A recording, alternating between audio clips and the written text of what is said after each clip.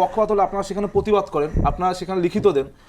আরেকটা বিষয় হচ্ছে আমার সাথে শিক্ষার্থীরা গিয়েছে, আমার সাথে যারা শিক্ষার্থী গেছে তারা প্রত্যেকে ঢাকা বিশ্ববিদ্যালয়ের ভোটার এবং নিয়মিত শিক্ষার্থী বলে তারা তো ভোটার হয়েছে। তো তারা যদি যায়, আমি ঢাকা বিশ্ববিদ্যালয়ের শিক্ষার্থীদের ম্যান্ডেট নিয়ে কাজ করব, সুতরাং আমার সাথে শিক্ষার্থীরা যেতেই পারে।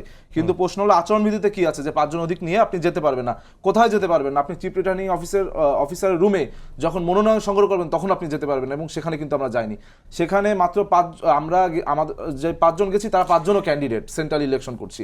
আমরা যখন গিয়েছি ভিতরে, পরবর্তীতে আমরা শুনেছি বেরিয়ে সেখানে কিন্তু কোনো স্লোগান হয়নি, যেটা চিফ রিটার্নিং অফিসারও ক্লিয়ার করেছে। পরবর্তীতে আমি শুনেছি যে বাইরে শিক্ষার্থীরা স্লোগান দিয়েছে। কি স্লোগান দিয়েছে? 90-এর হাওয়া 25-এ বহমান, এবং বিভিন্ন আমার নামেও তারা স্লোগান দিয়েছে বলে আমি জানতে পেরেছি। কিন্তু আচ্ছা, কিন্তু পরবর্তীতে যখন এটা শিক্ষার্থীদের উচ্ছ্বাস, কিন্তু পরবর্তীতে যখন আমি বাইরে জানতে পারি, আমি কিন্তু তাদেরকে বলেছি যে এই ধরনের স্লোগান দিও না। আর আপনারা আচরণবিধির কথা বারবার বলছেন, আমরা যারা প্রার্থী আছি বিশ্ববিদ্যালয় প্রশাসনের তো উচিত ছিল যে আচরণবিধি সম্পর্কে একটি সেশন করানো।